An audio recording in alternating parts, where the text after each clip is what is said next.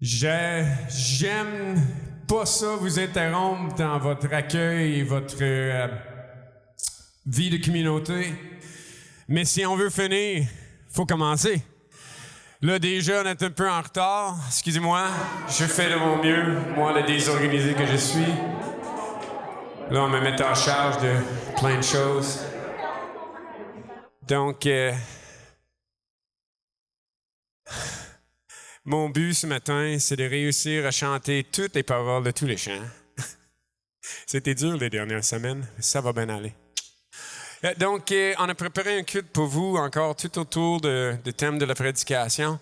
On va avoir quelques mots à ce sujet-là, mais David va nous faire plusieurs lectures de la parole de Dieu ce matin. On a choisi parce que ça fait longtemps que je voulais l'impliquer, puis on n'a pas tant de semaines que ça avant qu'il parte aussi. Première larme. Donc, David, si tu peux venir commencer avec le psaume 78, puis on va se lancer dans le culte.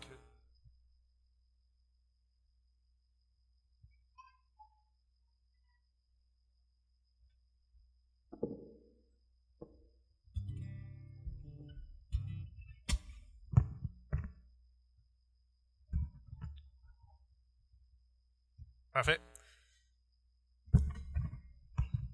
Psaume 78. Méditation d'Ésaph. Mon peuple, écoute mon enseignement. Sois attentif à ce que je vais dire. J'énoncerai des propos instructifs. J'évoquerai des secrets du passé. Nous avons entendu et nous savons ce que nos pères nous ont raconté. Nous n'allons pas le cacher à leurs descendants. Nous redirons à la génération suivante les œuvres glorieuses de l'Éternel, les puissants actes et les prodiges qu'il a accomplis. Pour les nourrir, il fit pleuvoir sur eux la manne et il leur donna le froment du ciel. Chacun mangea de ce pain des puissants. Dieu leur fournit à satiété des vivres. Il fit souffler le vent d'est dans le ciel et par sa force, il fit venir le vent du sud. Il fit pleuvoir de la viande sur eux, aussi abondante que la poussière. Il fit tomber une nuée d'oiseaux, aussi nombreux que les sables de la mer. Et pour commencer les réunions en prière, Jonathan, c'est ça.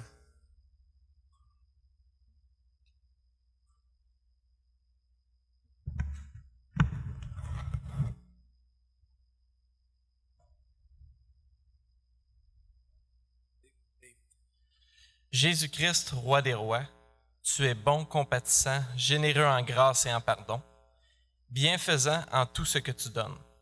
Rends-nous pleinement conscients de la bonté que tu accordes à nous qui sommes tes amis. Garde-nous de vouloir trouver ailleurs la plénitude, le salut et la victoire que toi seul peux offrir. Pour que nous soyons comme toi, prêts à céder notre vie pour la remporter, en ton nom triomphant qui gagne sur toute adversité et même sur la mort. Amen. Vous avez hâte de chanter?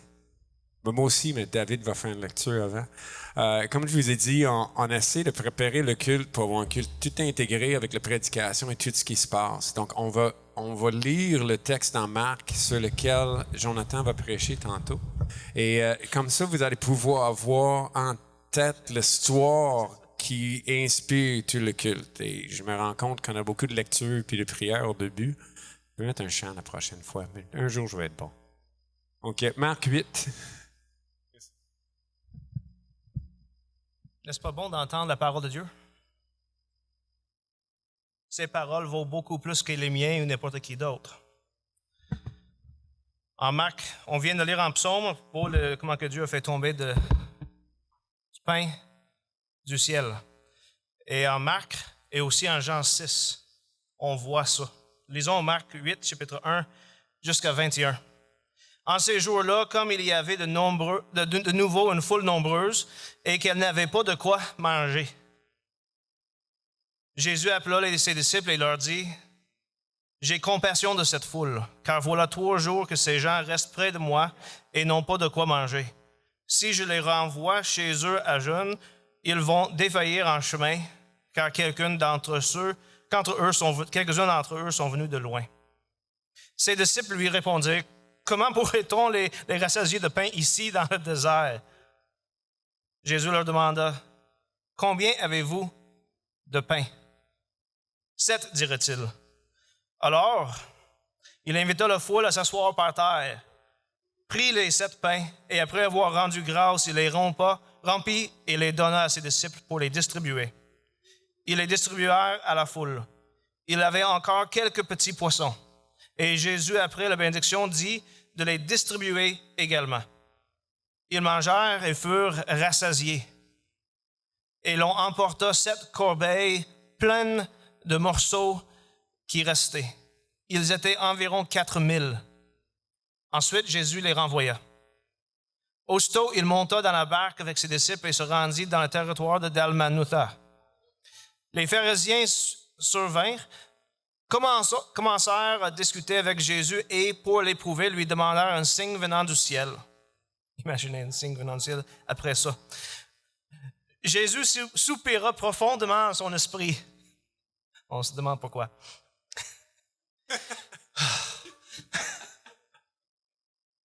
Et dit, « Pourquoi cette génération demande-t-elle un signe? En vérité, je vous le dis, il ne sera pas donné de signe à cette génération. » Puis il les quitta et s'embarqua de nouveau pour passer à l'autre rive. Les disciples avaient oublié de prendre les pains. Ils n'en avaient qu'une seule avec eux dans la barque. Jésus leur fit cette recommandation. « Gardez-vous attentivement du levain des pharisiens et du levain d'Hérode. » Les disciples raisonnaient entre eux parce qu'ils n'avaient pas de pain. Jésus en rendit compte et leur dit, « Pourquoi raisonnez-vous parce que vous n'avez pas de pain? Vous ne saisissez et ne comprenez pas encore? Avez-vous le cœur endurci? Vous avez des yeux et vous ne voyez pas? Vous avez des oreilles et vous n'entendez pas? Ne vous rappelez-vous pas, lorsque j'ai rompu les 5 pains pour les 5000 hommes, combien de paniers pleins de morceaux vous avez emportés? 12, lui répondit-il. Et quand j'ai rompu les 7 pains pour les 4000 hommes, combien de corbeilles pleines de morceaux avez-vous emportés? 7, dirent-ils. Et il leur dit, ne comprenez-vous pas encore?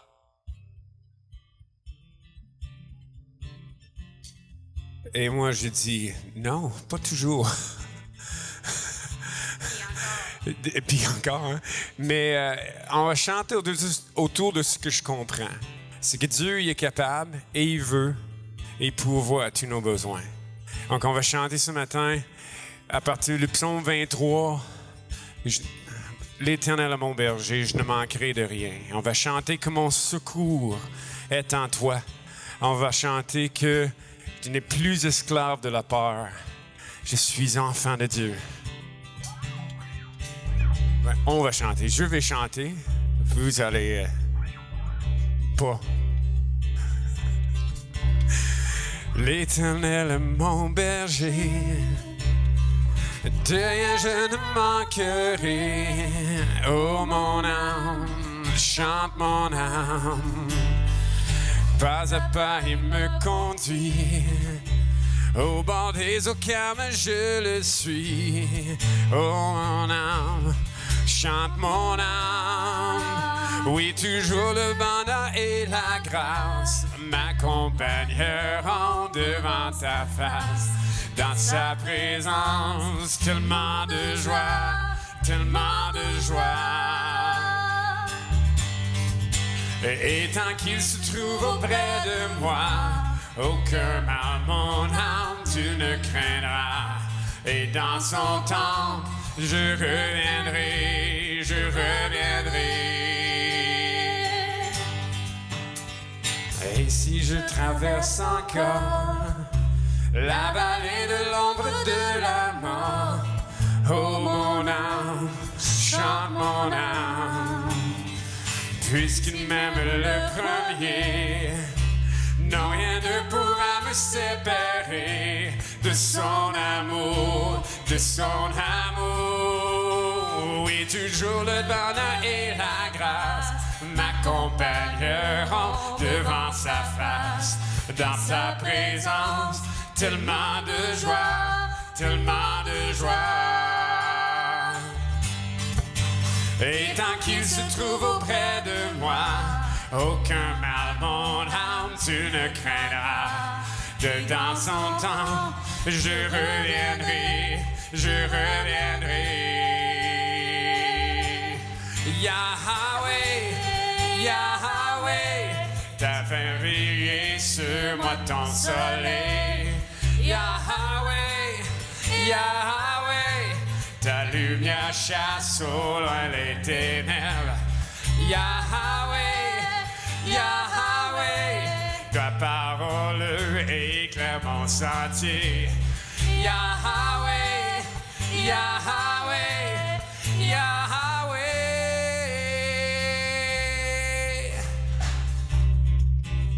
Bientôt il viendra me chercher, et dans sa maison j'habiterai.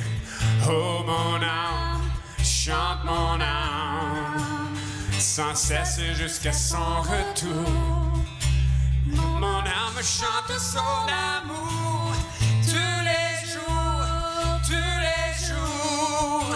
Oui, toujours le bonheur et la grâce m'accompagneront devant sa face. De sa présence, tellement de joie, tellement de joie. Et tant qu'il se trouve auprès de moi, mon âme, tu ne craindras. Et dans son temple, je reviendrai, je reviendrai. Yahweh, Yahweh, t'as levé sur moi ton soleil. Yahweh, Yahweh, ta lumière chasse au loin les ténèbres. Yahweh, Yahweh, ta parole éclaire mon sentier. Yahweh, Yahweh, Yahweh.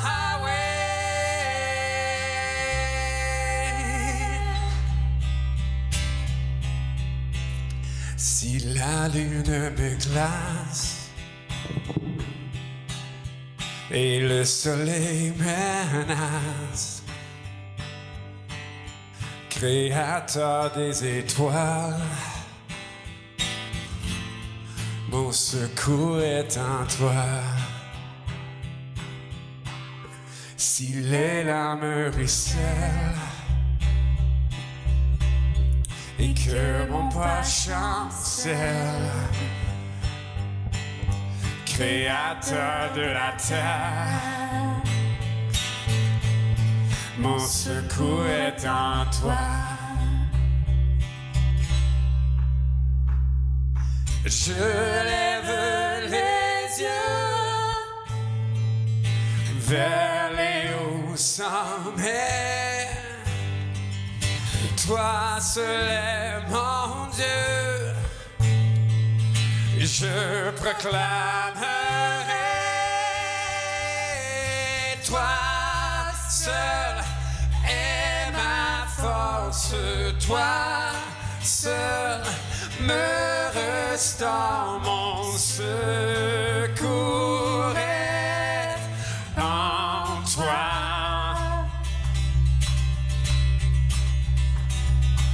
Toujours tu me portes, jamais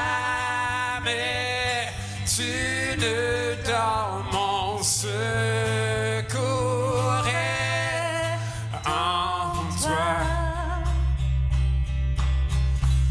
Si la peur m'envahit et mon âme chavire, Créateur de la vie, mon secours est en toi. Je lève les yeux vers les hauts sommets. Toi seul est mon Dieu. Je proclamerai, toi seul est ma force, toi seul me restaure, mon secours est en toi.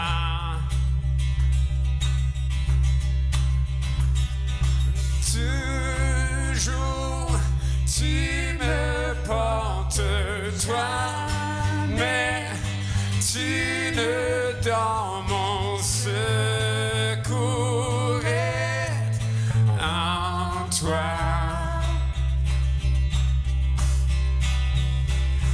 ta victoire, mon espoir, ton chemin, mon destin, ton salut, mon refuge, tout est en toi. La victoire, mon espoir, mon chemin, mon destin, mon salut, mon refuge, tout est en toi.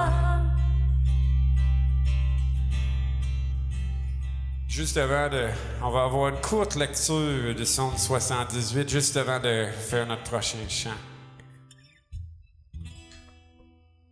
Vous pouvez rester debout pour la lecture de sa parole si vous voulez. Comme j'ai dit, sa parole vaut bien beaucoup plus que le mien. Le psaume 78, 11 à 16. Ils ont oublié ses exploits et les ont fait opérer sous leurs yeux. Devant leur père, Dieu avait fait des prodiges au champ de Tsoan, au pays d'Égypte. Il a fendu la mer et il les a fait traverser. Il a dressé les eaux toutes comme un mur. Il les guidait le jour par la nuée, et la nuit par la lumière d'un feu. Il a fendu des rochers au désert et les a abreuvés de torrents d'eau.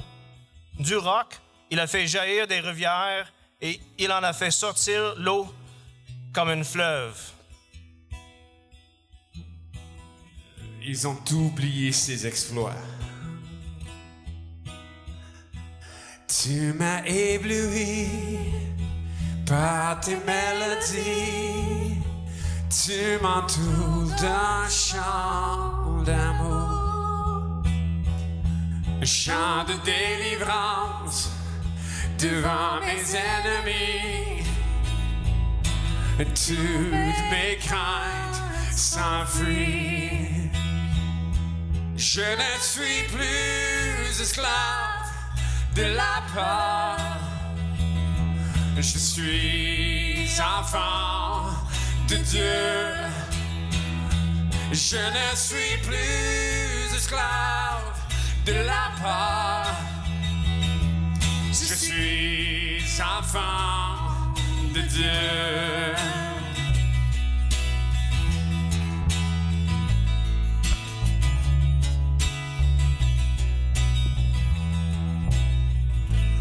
Avant ma naissance, Tu m'avais choisi, appelé par mon nom. Tu m'as adopté, je suis de ta famille. Ton sang coule dans mes veines.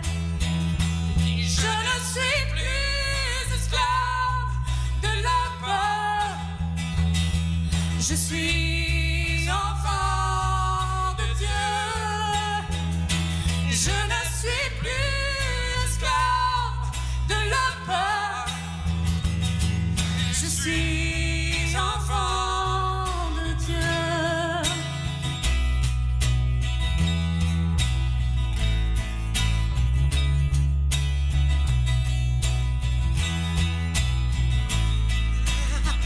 tu fends la mer et je peux la traverser. Mes pas sont noirs dans ton amour. Tu m'as sauvé, alors je peux chanter. Je suis enfant de Dieu.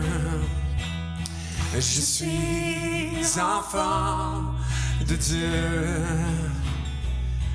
Je suis enfant de Dieu. Je ne suis plus esclave de la peur. Je suis enfant de Dieu. Je ne suis plus esclave de la peur. Je suis enfant de Dieu. Donc, je ne sais pas si David va vous laisser vous asseoir. Peut-être lui donner un petit break, David. On peut-tu? Si vous êtes faible de dos ou de genoux, vous pouvez vous asseoir.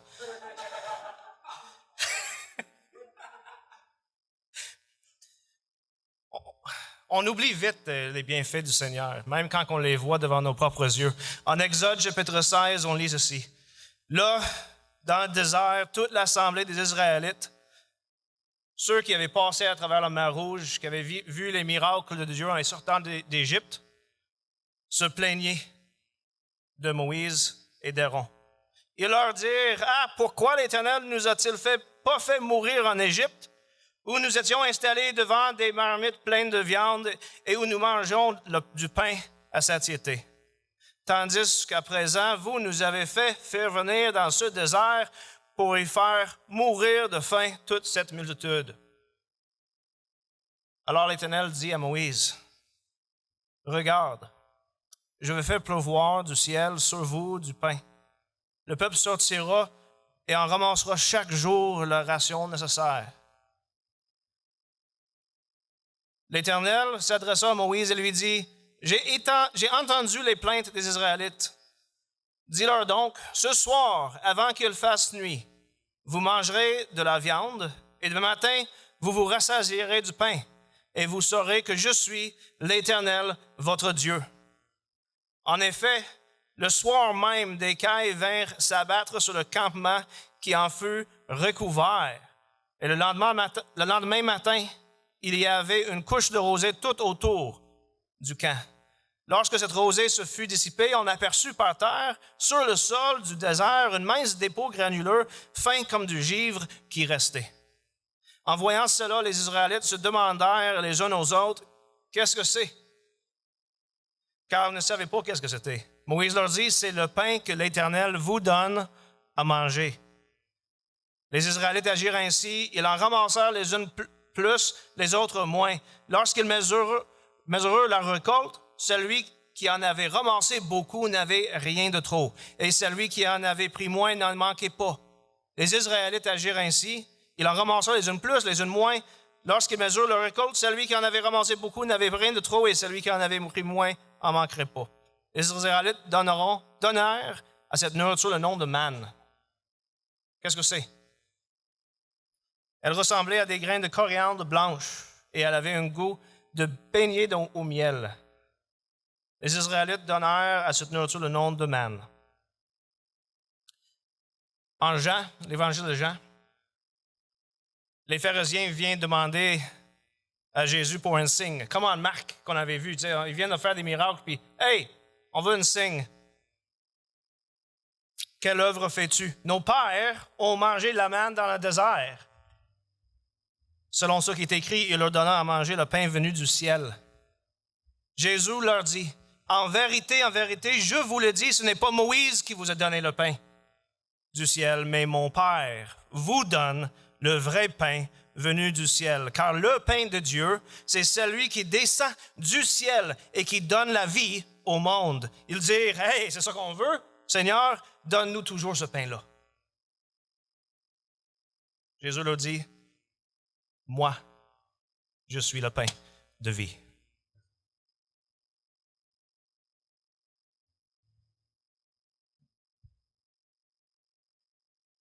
Et Patrice a préparé pour nous une prière autour de ces thèmes. Prions avec lui. Oui. La prière de confession va aussi en être une de reconnaissance, si vous voulez vous courber pour prier. Dieu créateur, souverain de l'histoire, dans le psaume 77, il est écrit « Je me rappellerai ce qu'a fait l'Éternel. Oui, je veux évoquer tes prodiges passés. Je veux méditer sur toutes tes œuvres et réfléchir à tes hauts faits. Père, dès la Genèse, la possibilité de la rédemption est en place et à la sortie de l'esclavage de ton peuple, tu as fendu la mer pour qu'il puisse la traverser. Tu as pourvu la manne. Tu as fait dresser par Moïse le serpent d'airain dans le désert pour permettre à ton peuple de garder la vie. Tu as élevé à la croix Jésus-Christ pour nous racheter et nous donner la vie. Avec lui, Jésus-Christ, tu as accompli les prophéties et multiplié les pains 2 fois. Avec lui, Jésus-Christ, tu es venu jusqu'à nous. Nous reconnaissons que notre mémoire est souvent bien faible. Nous oublions tout ce qui a dû avoir lieu pour que tu viennes jusqu'à nous. Nous tenons parfois les choses pour acquises. Nous nous enlisons parfois machinalement dans notre quotidien, dans nos occupations et nos préoccupations. Nous n'avons pas toujours en tête ce que ça serait de vivre sans espoir, sans toi, Seigneur. Comment notre esprit était avant que tu viennes à notre rencontre. Je t'en prie, Seigneur, nous t'en prions, Éternel Dieu. Garde vif à notre cœur le vibrant souvenir de tous tes hauts faits et de tout ce que tu as fait pour nous. Et de toutes ces personnes que tu as placées sur notre route pour que nous puissions être édifiés, pour nous instruire, pour nous encourager, pour nous exhorter à mieux te connaître. Donne-nous de ne pas oublier les événements, que tout ce que tu as fait et organisé reste gravé dans nos mémoires, tous les jours de notre vie, à chaque instant, pour que nous soyons des relais vivants, témoignant de ta grâce, Seigneur, transmettant et témoignant aux enfants, aux parents, aux amis, à l'entourage. Nous t'en prions en même temps que nous t'en remercions, Père Tout-Puissant, par la grâce de ton Fils Jésus-Christ, notre Seigneur et Sauveur, lui qui vit et règne avec toi dans l'unité du Saint-Esprit, maintenant et toujours. Amen. Et c'est à ce moment dans le culte qu'on devait prendre le repas de Seigneur. Mais Mathieu était de Drummondville, puis j'ai échappé la balle.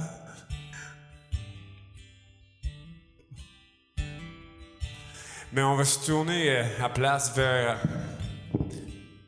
On va sauter ce chant-là, Paul. On va aller tout de suite à celle-là que je respire. On va se tourner vers la parole de Dieu qui est aussi notre pain.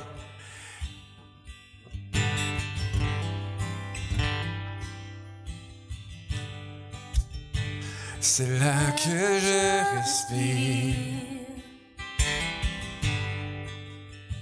C'est pas un quotidien. Excusez-moi, je suis mauvaise place. Hein? Ta sainte présence qui vit en moi. C'est là. C'est là que je respire. C'est là que je respire. Ta sainte présence qui vit en moi. Et moi,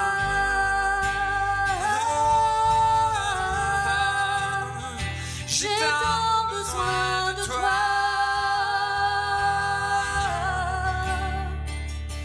Et moi,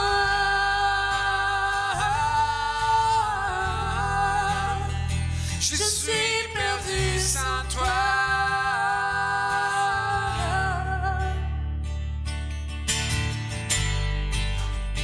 C'est mon pain quotidien.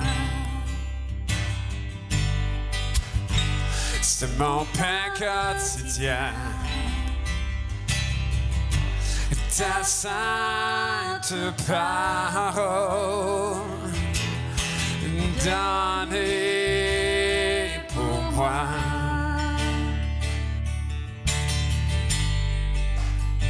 C'est mon pain quotidien. C'est mon pain quotidien. Ta sainte parole donnée pour moi. Et moi,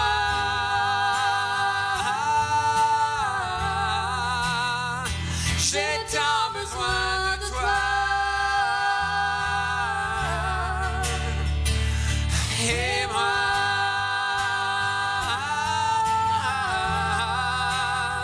je suis perdu sans toi. Et moi,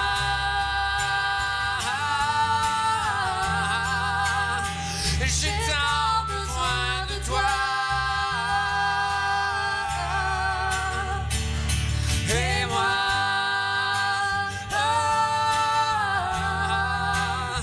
je suis perdu sans toi. C'est mon pain quotidien. C'est mon pain quotidien. C'est mon pain quotidien. Ta sainte parole donnée pour moi.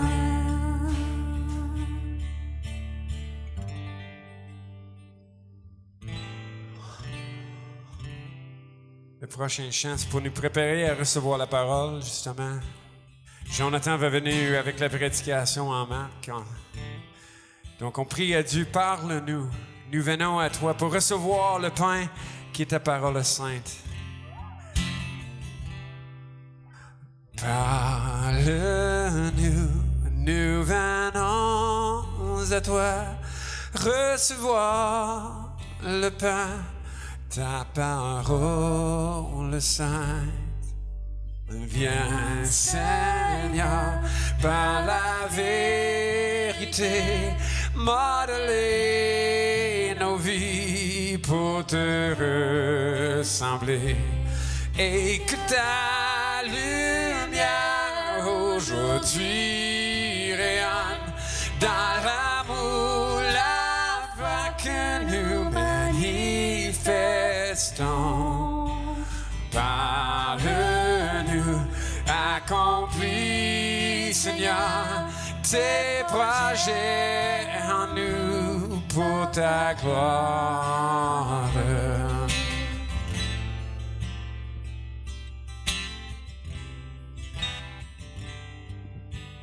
Parle-nous, renouvelle-nous, révèle à nos cœurs tes plans élevés.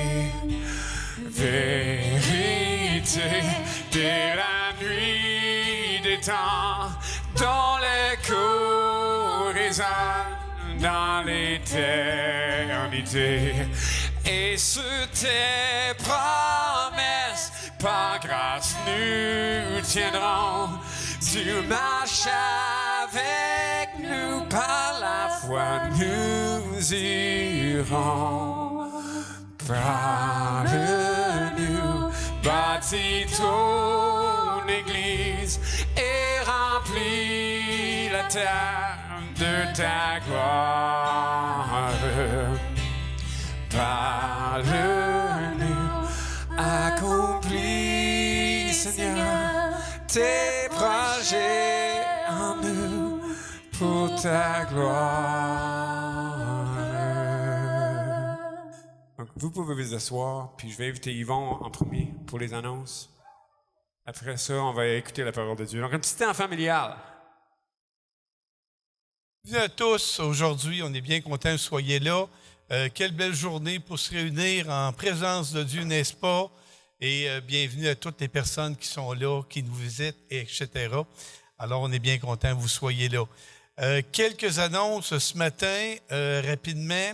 Vous savez que le 31 mai prochain, il y a la rencontre du conseil pastoral. Comme d'habitude, on est prêt à vous accueillir. Vous voulez parler d'une difficulté d'un projet, vous êtes nouveau, écoutez, venez nous voir, on va être content de vous rencontrer. Et ça se fait très simplement. Vous venez nous voir juste avant la rencontre. Ça se passe sur l'heure du midi, toute l'après-midi, dimanche prochain. Également, la jeunesse, c'est la dernière qui se passe vendredi, qui est là. Je le rappelle à tout le monde. Et ça va être une belle occasion, en fait, pour terminer tout cela. Donc, pour tous les jeunes, on ramène la jeunesse pour vendredi. Il y a également, vous allez noter, je pense qu'on en a déjà parlé, Mathieu et Hugo ne sont pas là ce matin. Ils sont à l'église de Drummondville pour aider au niveau de la prédication. Alors, on va pouvoir prier pour ces personnes-là également. Soyez pas étonnés, ils ne sont pas là parce qu'il y a des... on va aider d'autres églises. Également, je souhaite la bienvenue à tous ceux qui sont dans le hall d'entrée. Il y a ceux, il ne faut pas les oublier, ainsi que les personnes qui nous regardent par Internet également. Et alors, bienvenue, que le Seigneur vous bénisse également à vous qui nous regardez à distance comme cela. Alors, juste avant de passer au message de notre frère Jonathan, j'aimerais qu'on prie pour les familles. à l'instant. Alors, je vous invite à vous courber avec moi. Nous allons prier spécifiquement pour les familles ce matin.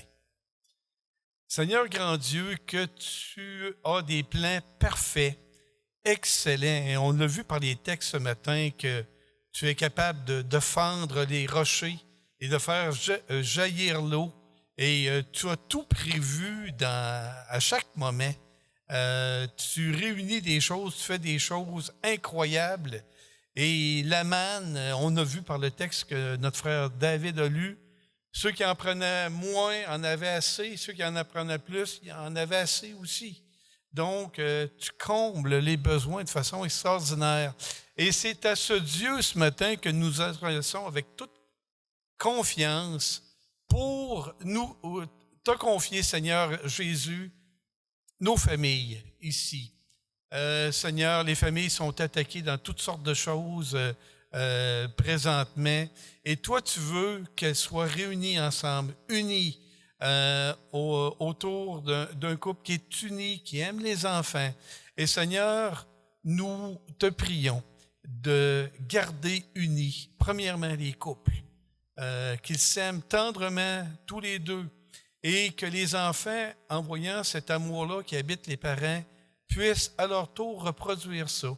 Permet que les enfants soient respectueux de leurs parents, les parents qui sont les chefs de la famille, qu'ils les aiment également, qu'ils leur obéissent avec simplicité et gaieté de cœur. Protège les familles contre toutes les attaques qui se passent présentement, de dire par exemple que la foi, c'est pas important, et pourtant, Seigneur, c'est grâce à toi que nous vivons unis dans cette unité et dans cet amour. Alors, Seigneur, en toute simplicité, écoute ces prières qui montent vers toi pour nos familles, pour les garder saintes aussi, unies en toi. Au nom de ton Fils Jésus-Christ. Amen. Amen. Qu'il en soit ainsi.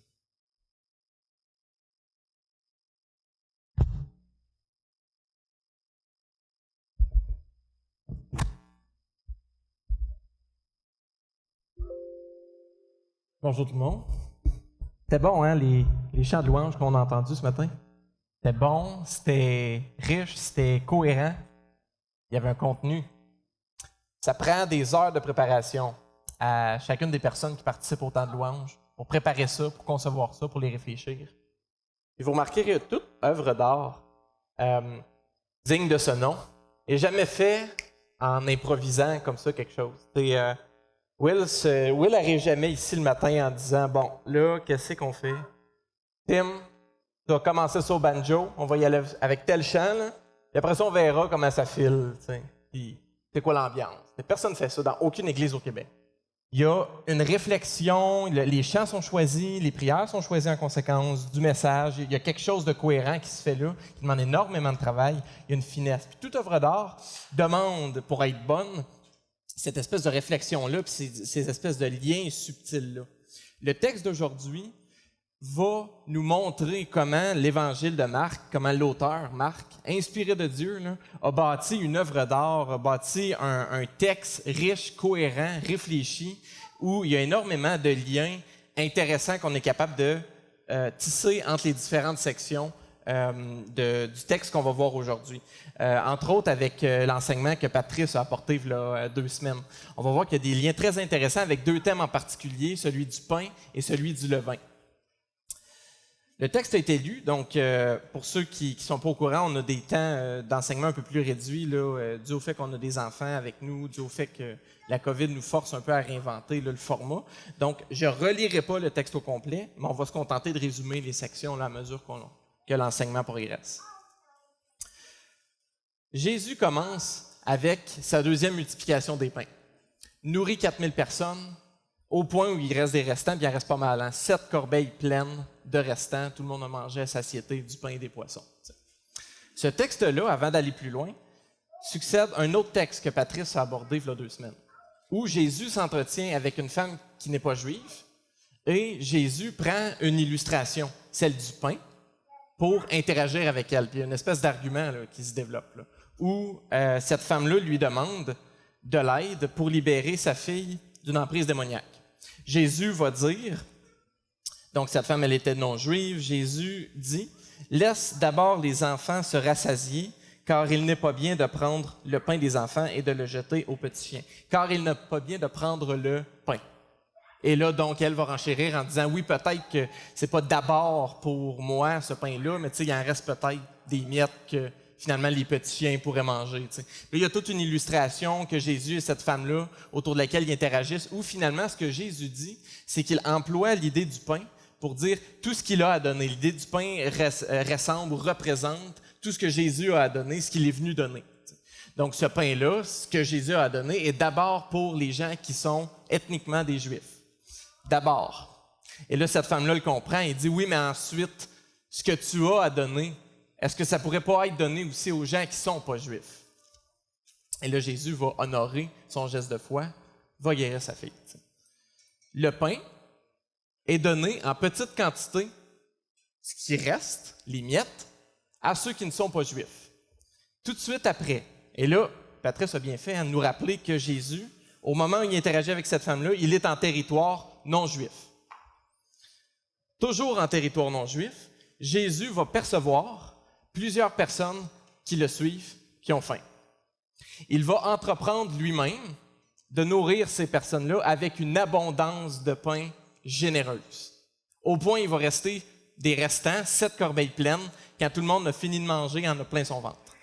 En territoire juif, en territoire non juif, Jésus livre un message très important que Marc structure et consigne là. Alors que les gens qui n'étaient pas juifs n'avaient droit qu'à des restants, n'avaient droit qu'à ce qui restait, avaient droit à peu de choses. Maintenant, Jésus dit de façon affirmative, vous aurez droit à l'abondance de choses que moi, Jésus, je suis prêt à offrir, que je veux offrir et que j'initie moi-même d'offrir à quiconque veut me suivre. Jésus va multiplier des pains, va multiplier des poissons. Jésus va donner en abondance, avec une abondance affirmative, généreuse, même on pourrait dire extravagante, ce dont ces gens-là ont besoin. Toute personne qui n'est maintenant pas ethniquement juive a droit à la générosité que Jésus veut offrir, peu importe d'où elle vient, peu importe qui elle est. Et Jésus va le démontrer de façon très claire en faisant passer des miettes à l'abondance de pain. Jésus se présente comme cette personne-là constamment qui est profondément impliquée dans les difficultés, dans les enjeux de la vie quotidienne des gens, dans leur souffrance. Jésus va aller guérir plusieurs personnes, va aller prendre soin de plusieurs personnes, va interagir avec des gens où culturellement tu n'interagissais pas avec eux quand tu étais juif. Jésus va se démontrer progressivement et de façon très claire dans l'Évangile de Marc comme quelqu'un qui est profondément impliqué avec nos difficultés, nos souffrances, puis les lourdeurs qui pèsent sur nous. Mais Jésus se démontre aussi être quelqu'un qui est très au-dessus de la mêlée, où on manque de pain, en voici pour 4000 personnes avec des restants. Pour la deuxième fois. Avant, il y en a quand même nourri pour 5000 hommes aussi. Hein? Il marche sur l'eau, guérit des gens. Jésus accomplit de nombreux miracles qui nous montrent qu'il est cette personne-là qui est en mesure d'accueillir nos besoins, nos difficultés, nos manquements et d'y répondre favorablement, d'y répondre constructivement avec une abondance de bien. J'ai quelqu'un dans mon entourage qui a perdu sa mère dans les derniers mois. Et sa mère a été alitée durant 1 an, un peu plus, à la maison. L'hôpital, le CLSC, en fait, avait fourni donc de l'équipement médical, un gros lit là, que tu peux ajuster, une chaise roulante, un paquet d'équipements médicaux qui, dans un appartement, prenait une certaine place et qu'après le décès de cette femme-là, il a fallu retourner au CLSC. Cette personne-là de mon entourage n'a pas une grande éducation, n'a pas beaucoup de ressources, avait à vivre son deuil, avait à gérer la succession. Déjà, gérer une succession, c'est tout qu'un aria là, dans la vie, là. Avec peu de ressources, avec un deuil à vivre, avec peu de repères et de moyens. Puis là, en plus de ça, là tu as un petit auto là, usagé. Là, il faut que tu retournes un lit qui est à peu près gros comme le stage. Là. Tout l'équipement médical là, d'un CLSC. Là, tu sais plus c'est où. Là. Puis là, tout est embrumé un peu parce que tu viens de perdre ta mère puis tu as vécu avec elle toute ta vie. T'sais. Ça, c'était sa situation. T'sais. J'en ai parlé, imaginez, là, j'en ai parlé à mon groupe maison. Plusieurs chrétiens sont mobilisés, ils ont levé la main, on est allé l'aider. On est arrivé avec un trailer, on est arrivé avec un truck, on est arrivé avec des bras. En 1 heure, tout était sorti, tout était ramené au CLSC. Devant moi, là, je l'ai vu, ce fardeau-là sur ses épaules, tomber. Les épaules là, légères, là, puis il nous l'a dit, là, vous venez de m'enlever un poids immense de ses épaules. Là, on avait, par amour pour Dieu, puis par amour pour lui, répondu à un besoin qui le dépassait complètement. Jésus a répondu ici à un besoin fondamental de plusieurs de ces gens-là, avoir de la nourriture, puis même plus avoir la force d'aller en chercher au marché qui est beaucoup trop loin. Vous imaginez-vous le poids qui tombe de leurs épaules? Vous imaginez-vous comment Jésus se présente comme cette personne-là affirmative qui dit « Moi, je serai cette personne-là qui va pouvoir accueillir tes manquements, tes difficultés, tes besoins et y répondre favorablement au point où tu vas avoir les épaules légères quand je vais y répondre. » C'est de cette façon-là que Jésus se présente. C'est de cette façon-là qu'on devrait voir Jésus quand on a ces besoins-là qui pèsent sur nos épaules, quand on a ces besoins-là qui nous peinent l'âme, qui nous empêchent de dormir la nuit. Il nous dit « Donne-moi-les, viens à moi, venez à moi, vous tous qui êtes chargés, je vous donnerai du repos. » C'est ça qu'il dit. Dans ces moments-là de pesanteur, là, qui sont variés. Des fois, ça va être des conflits au travail, des fois, ça va être la famille qui ne va pas comme on veut, des fois, ça va être les finances qui ne vont pas comme on veut.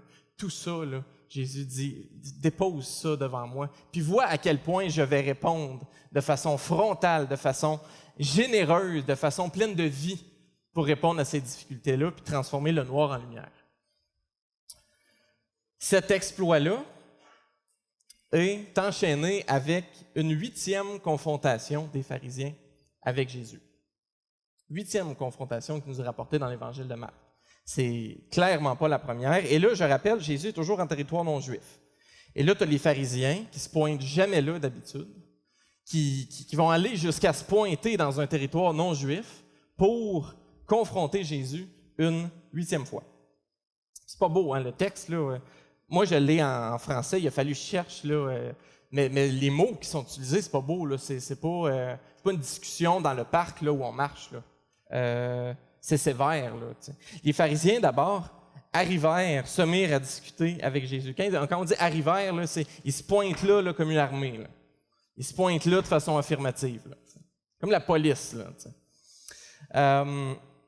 se mirent à discuter avec Jésus. Là, discuter, c'est davantage se mirent à chicaner Jésus, là, à le confronter. Là, pour le mettre à l'épreuve, lui demandèrent un signe venu du ciel. Ces gens-là ont des yeux comme nous, ils ont une intelligence comme nous, c'est d'ailleurs des gens très éduqués. Ils demandent un signe à Jésus. Qu'est-ce qu'on veut dire par là, un signe? Ils viennent de voir de nombreux miracles. Ce qui est clair dans le texte, c'est qu'ils ne demandent pas un miracle. Il vient d'en avoir plein. Même que Jésus, précédemment, a guéri quelqu'un qui avait une main qui ne fonctionnait pas comme il faut devant eux. Les miracles, ils en ont vu. T'sais. Ils ne lui demandent pas un miracle. Ils lui demandent un signe venant du ciel. Ce qu'ils demandent à Jésus, c'est, si tu veux celui que tu dis être, demande à Dieu de confirmer tes œuvres, là, devant nous. Demande à Dieu de déposer son sceau d'approbation, un signe venant du ciel, sur ta personne, sur tes œuvres, sur tes actions, maintenant. Ça va nous prouver que tu viens de Dieu. Les gens qui demandent ça, ce sont des pharisiens. Les pharisiens connaissent bien l'Ancien Testament. Hein? On leur fait faire le test du clou. Hein? Vous vous rappelez-vous, il y en a qui ont entendu parler du test du clou. Tu prends l'Ancien Testament, tu mets un clou, puis là, de la façon qu'un Ancien Testament est écrit à cette époque-là, il y a une espèce de cadrage de lettres. Là. Tu n'écris pas ça comme un roman à la main. Là, il y a un cadrage de lettres. Et là, tu as le test du clou. Donc, tu as l'Ancien Testament, tu mets un clou dedans, à un endroit aléatoire dans le livre. Et il faut que le pharisien, pour devenir pharisien, dise pour chacune des pages quelle est la lettre que le clou a touchée. Donc, c'est des gens qui sont familiers avec l'Ancien Testament. Hein? Pour le moins dire, ils connaissent par cœur. Quand Jésus fait des miracles, quand il fait des interventions, quand il parle, régulièrement, il va soit accomplir des prophéties de l'Ancien Testament ou confirmer une anticipation de sa venue qui était déjà dans l'Ancien Testament. Patrice nous en a parlé il y a 2 semaines. Il va aller guérir quelqu'un un sourd qui avait de la difficulté à parler. Là, il employait un mot en particulier que là, je me souviens plus. Là. Mais ce mot-là se retrouvait dans des prophéties de l'Ancien Testament. Autrement dit, quand Jésus guérit cette personne-là qui a de la difficulté à parler, il va accomplir une prophétie où le Messie, l'envoyé de Dieu qui va venir, va guérir, va redonner la parole à ceux qui ont de la difficulté à parler. C'est une prophétie de l'Ancien Testament. Ces pharisiens-là, je vous suggère, savaient très bien faire les liens entre ces prophéties de l'Ancien Testament-là et ce qui est en train d'arriver à travers les actions de Jésus. Pourtant, il lui demande encore davantage et davantage et davantage de confirmation pour être sûr, pour l'examiner rigoureusement comme il faut. Donc, on a Dieu qui est incarné en être humain sur Terre et qui se fait demander constamment des preuves de qui il est, malgré le fait qu'il n'arrête pas de confirmer qui il est depuis des chapitres et des chapitres. Ça vous dit-tu que tous nos minces efforts, là, je suis convaincu, chacun d'entre nous, là, dans notre quotidien, on prie pour ceux qui ne sont pas chrétiens dans notre entourage. On prend les portes qui sont ouvertes pour essayer de leur présenter Jésus, leur présenter l'Évangile, leur démontrer l'amour de Dieu. On fait tout ça d'une façon ou d'une autre. Vous rendez-vous compte à quel point nous, là, qui sommes tous imparfaits, tous pleins de défauts, tous ces petits efforts-là qu'on fait, là, si ce n'est pas Dieu qui installe une mouvance spirituelle profonde dans la vie des gens, ne valent absolument rien. Vous rendez-vous compte à quel point on dépend profondément juste de l'action de Dieu pour que quoi que ce soit se passe dans la vie de ceux qu'on connaît, pour qu'ils deviennent des disciples de Jésus-Christ. On avait Dieu lui-même sur terre, là, face au plus connaissant de tous les connaissants, qui lui demandait des preuves, plus de formulaires, plus de preuves, toujours plus pour garantir qu'il est, puis finalement, au bout du compte, ils ne se sont jamais ralliés. Puis là, on a quand même Jésus qui guérissait des gens, qui marchaient sur les eaux, qui arrêtait des tempêtes, qui multipliait des pains en remplir des paniers de restants. Là. Tous nos minces efforts, si ce n'est pas de l'intervention profonde de Dieu, ne valent absolument rien. On n'est pas apte à accomplir le mandat d'annoncer l'Évangile et de former des disciples sans Dieu lui-même. C'est d'ailleurs pour ça qu'il nous promet « Je serai avec vous tous les jours jusqu'à la fin du monde ». C'est parce que Jésus sait très bien, pour l'avoir vécu, que si ce n'est pas de mon intervention, d'une mouvance de l'Esprit, oubliez ça, c'est fini. Là. Quand on prie tous les dimanches matins sur Zoom, quand on se réunit une fois par mois pour prier pour les besoins du Québec, pour un réveil spirituel au Québec, c'est parce qu'on comprend ça. On comprend que si c'est pas que Dieu décide d'instaurer une mouvance spirituelle, il n'y a rien à faire et on va lui demander, on va lui supplier, on va lui demander de nous utiliser et lui demander d'instaurer au Québec un réveil. Une fois par mois, on prie pour un réveil au Québec, pour les besoins du Québec. Puis dans le passé, ça a été fait, puis Dieu a répondu, puis on veut continuer à faire ça. Parce qu'on comprend profondément que si ce n'est pas de lui qui nous accorde par grâce le privilège de voir son action en jeu, il n'y a rien à faire. Cet épisode-là va être suivi par un entretien que Jésus va avoir avec les disciples dans un bateau, où les disciples réalisent qu'ils n'ont pas apporté assez de pain dans le cooler. C'est « Oh, qui devait apporter le pain? Oh, on en a juste un. On est pas mal pour un pain. » Et là, il y a une espèce d'inconfort où les disciples pensent qu'ils vont manquer de nourriture. T'sais. Puis là, ça suit 2 multiplications de pain. Une pour 5000 hommes, une pour 4000 hommes. Et ils le savent très bien, hein, dans l'entretien. On voit qu'ils se rappellent même la quantité de restants qui restaient. C'est des gens pauvres. Hein. Les disciples, là, il y a beaucoup de recherches qui ont été faites pour essayer de voir c'est quoi qui les distinguait, c'est quoi qui faisait que Jésus les a choisis. Ils se rendent compte que c'était des gens tout à fait ordinaires. Il y en aurait probablement un qui aurait travaillé comme ouvrier à telle place, un autre dans un dépanneur. Rien de méprisable, mais rien d'extraordinaire. Des gens, il devait peut-être y avoir un comptable dans la gang. Vous comprenez, là? Des emplois là, tout à fait conventionnels. C'était pas des gens qui avaient fait des grands accomplissements politiques, c'était pas des grands scientifiques là, qui savaient quoi puis qui auraient été capables de faire avancer l'agenda de Jésus. C'est rien de ça. C'est des gens là, tout à fait communs. T'sais. Mais des gens tout à fait communs qui, pour la plupart, justement, vivaient à une époque où d'avoir du pain, là, d'avoir de la nourriture, là, c'était une dépendance de chaque jour, puis tu espérais pas en manquer. Puis le frigidaire n'était pas plein, parce qu'il n'y en avait pas de frigidaire, premièrement. Fait que tu étais toujours un peu à corde sur ta nourriture, puis tu dépendais beaucoup de Dieu pour ta satiété quotidienne. T'sais. Ils sont donc dans une façon de voir la vie, dans une façon de comprendre la survie, puis même la satiété, puis même le bien-être, où ben, il nous faut de la nourriture, là, puis c'est important, puis ça presse. T'sais. Quand ils réalisent qu'ils ont juste un pain, Jésus va profiter de cette situation-là pour les éduquer, on va dire, pour leur transmettre un enseignement fondamental qui, là, a plusieurs horizons. Là. Il y a plusieurs façons de comprendre ce que Jésus dit. Moi, je vous suggère que c'est toutes des façons complémentaires de le comprendre.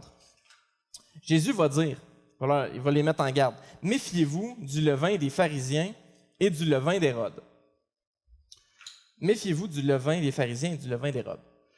Le levain dans le Nouveau Testament est toujours compris comme quelque chose de négatif. C'est jamais une illustration qui est là pour décrire de quoi de positif, c'est toujours négatif et noir. T'sais. L'idée du levain, en fait, c'est souvent associé à l'idée de la mauvaise influence. Donc, Jésus, ce qu'il va dire ici, c'est « Méfiez-vous de la mauvaise influence des pharisiens et de la mauvaise influence d'Hérode. » C'est large ce que Jésus dit ici, mais ce qu'il va pointer, c'est quel était, dans le fond, quel était l'élément qui pouvait être négatif dans l'influence des pharisiens, puis quel était l'élément qui pouvait être négatif dans l'influence d'Hérode sur leur vie. T'sais. Les pharisiens étaient très pour l'instauration d'un système religieux particulier et que finalement l'instauration puis l'épanouissement de ce système religieux-là, avec rigueur, pourrait ramener la faveur de Dieu sur son peuple, puis enfin les sortir de l'oppression de mauvais dirigeants politiques qui, à l'époque, pesaient sur eux. T'sais. On va instaurer un système politique, puis on va le faire s'épanouir, puis on va le faire grossir, là, puis plus les gens vont s'y conformer, là, mieux ça va aller. Là, Jésus dit non. Jésus dit, méfiez-vous de ça, méfiez-vous de cette fausse façon de comprendre la victoire, le succès, la plénitude, le bien-être. C'est pas par l'instauration d'un système religieux quelconque qu'une quelconque victoire, qu'un quelconque bien-être va être obtenu. De la même façon, il parle d'Hérode. Il parle qu'est-ce qui caractérisait la mauvaise influence d'Hérode? C'est l'idée d'un système politique, la plupart du temps soit oppressif ou au moins intimidant sur les peuples qui étaient conquis. Méfiez-vous de l'illusion de croire que par une victoire politique quelconque, d'un système ou d'une façon de penser, qu'elle soit à gauche, qu'elle soit à droite, peu importe, méfiez-vous de croire que l'instauration d'un système politique, la performance d'un système politique quelconque, va apporter quelque bien-être, quelque victoire que ce soit. Méfiez-vous de ça, ça va vous mener à l'échec. Puis implicitement, Jésus adresse donc l'idée du levain, de la mauvaise influence. T'sais. Puis par la bande, il va aussi adresser cette mauvaise influence-là de la façon qu'ont les disciples de voir le bien-être, de voir la plénitude, de voir la satiété. T'sais. Méfiez-vous de croire que d'avoir votre pain quotidien, là, le pain, là, blé entier, là, va changer quoi que ce soit. Méfiez-vous de croire qu'en mangeant chaque jour, là, c'est ça qui va vous apporter plénitude, qui va vous apporter joie, contentement et satisfaction. Au bout du compte, vous allez toujours vous ramasser à vouloir plus au bout d'un moment, quand ça, vous êtes habitué à l'avoir. T'sais. Puis on le voit, hein, t'sais, on vit dans un monde qui a beaucoup vidé l'idée de Dieu, puis l'importance de Dieu. Les épiceries sont pleines, puis honnêtement, ça ne change rien au mal-être de plusieurs Québécois qu'on connaît dans notre entourage. Là. Pourtant, du pain, il y en a. Là, gars. Il y en a combien des épiceries autour? Il y a même des dépanneurs qui sont rendus des épiceries. Ça n'a rien changé. Ça a juste poussé un besoin plus fondamental de l'avant. Je veux vous suggérer aussi que l'idée du levain porte aussi à autre chose. Quand Jésus dit « Méfiez-vous du levain des pharisiens et du levain d'Hérode », il les associe, hein? Il associe la personne d'Hérode aux personnages qui étaient les pharisiens à l'époque. Comme s'il y avait quelque chose en commun. Puis honnêtement, je vois pas grand-chose. Là, à première vue, là, quand on comprend vite, il y en a qui se rappellent de l'enseignement de Matthieu là, sur Hérode. C'était pas chic tout de suite. Là, Hérode Essentiellement, il a manigancé avec la femme de son frère Philippe pour lui voler, puis pour se marier avec, puis pour divorcer de sa femme. Ça a créé un paquet de conflits dans sa famille. Puis là, dans ses interactions avec Jean-Baptiste, on s'en souvient quelques chapitres avant, quand il interagissait avec Jean-Baptiste, Hérode était quelqu'un qui était rejoint par ce que disait Jean-Baptiste. Chapitre 6, verset 20, quand Hérode redoutait Jean, sachant que c'était un homme juste et saint, et il le protégeait. Après l'avoir entendu, il était souvent perplexe, et c'était avec plaisir qu'il l'écoutait. Il était interpellé par ce que disait Jean-Baptiste. Par contre, lors d'un banquet avec plusieurs big shots politiques importants, il y a une jeune fille qui danse devant tout le monde, et là, Hérode dit même, il va le dire même sous serment, tu me demanderas ce que tu veux, je vais te le donner. Même que ce soit la moitié de mon royaume, il beurre épais, je vais te le donner, il n'y a pas de problème. Il dit ça devant les invités, puis ça paraît bien à Hérode. Il est tout puissant, il est capable. Parfait, la jeune fille manigasse avec sa mère, lui demande la tête de Jean-Baptiste. Quelqu'un qui protégeait puis qui aimait bien au bout du compte, avec qui il s'entretenait, puis même que les propos de Jean-Baptiste l'interpellaient. Parce que l'œuvre de Dieu se passait aussi à travers Jean-Baptiste. C'est un des prophètes de Dieu. Qu'est-ce que Hérode décide de faire quand la tête de Jean-Baptiste lui est demandée? Verset 26. Le roi fut attristé, mais à cause de ses serments et des invités, il ne voulut pas refuser. Et là, il fait exécuter Jean-Baptiste, il le fait décapiter. Hérode a été mis face à l'œuvre de Dieu à travers la personne de Jean-Baptiste. Dans sa vie, il y a une caractéristique fondamentale qui oriente toutes ses décisions de vie et ses décisions politiques, qu'on pourrait résumer par la suivante. En toutes circonstances qui vont m'être données, je vais m'avantager, même si ce doit être au détriment de mon prochain. Philippe, son frère, a une femme, il lui vole sa femme pour s'avantager, même si ce doit être au détriment de son prochain. Jean-Baptiste s'entend bien avec, il l'interpelle, quelqu'un d'intéressant avec qui discuter, même qui remoue des choses en moi, pas évident. Je prête serment devant les grands politiques. Je vais m'avantager au détriment de mon prochain, quitte à plutôt que perdre la face devant les grands politiques, je vais préférer sacrifier Jean-Baptiste. Ça, c'est une ligne directrice de sa vie, un peu une espèce de conviction fondamentale qui dirige toute sa vie. En toutes circonstances qui vont m'être données, je vais m'avantager, même si ce doit être au détriment de mon prochain. Quand Hérode est mis face à l'œuvre de Dieu à travers la vie de Jean-Baptiste, il se démontre incapable de lâcher prise sur cette façon-là de voir la vie pour se laisser impacter puis interpeller par l'œuvre de Dieu. OK, ça c'est pour Hérode. Les pharisiens maintenant. Les pharisiens, à de nombreuses reprises, confrontent Jésus, vont confronter Jésus sur sa compréhension de l'Ancien Testament ou sa compréhension des traditions juives, et ils sont constamment mal arrimés avec Jésus. Jésus guérit lors du sabbat. Non, tu n'as pas le droit de faire ça, on n'a pas le droit de faire ce genre de choses-là lors du sabbat, c'est interdit, c'est dit au règlement 4-8b. Tu n'as pas le droit. Constamment, les pharisiens sont mis face à l'œuvre de Dieu à travers la vie de Jésus. Ça, je pense que je n'ai pas besoin de l'expliquer beaucoup.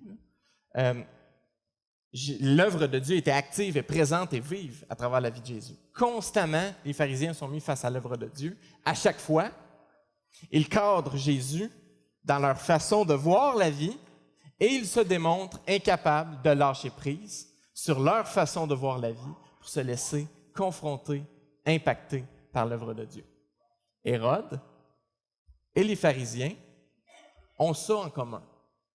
Ils sont confrontés à l'œuvre de Dieu qui vient remouer des choses en eux et qui vient confronter des choses et les mettre dans des situations inconfortables.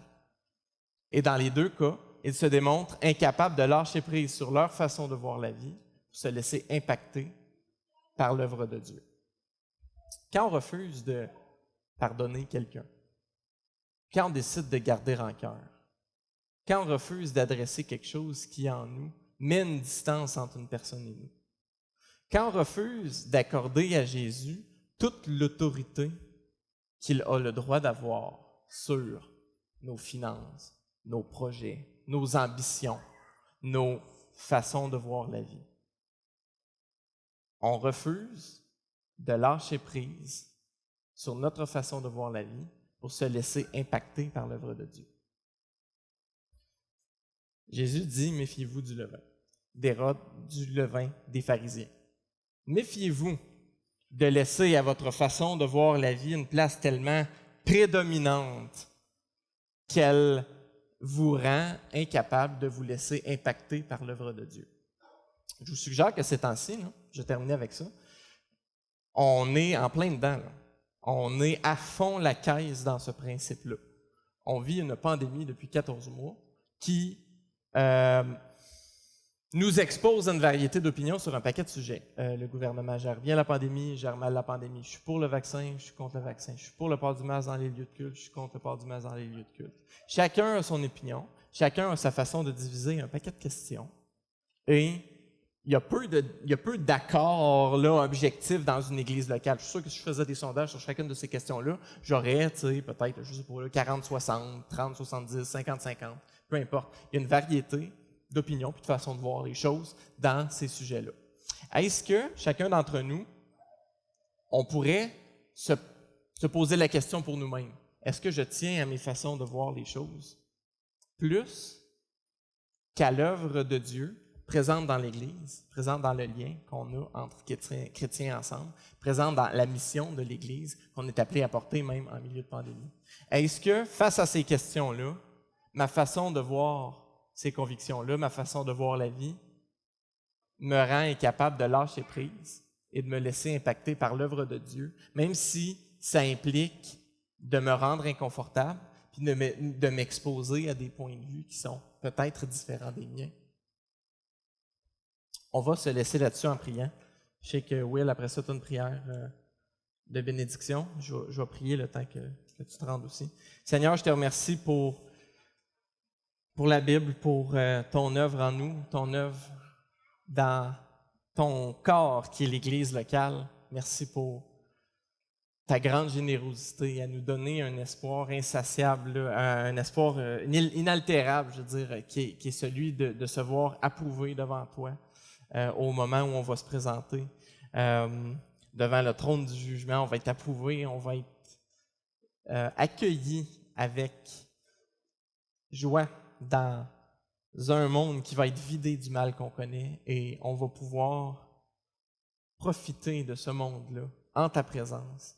Et tous ces bienfaits-là, Seigneur Dieu, tu nous les donnes avec générosité.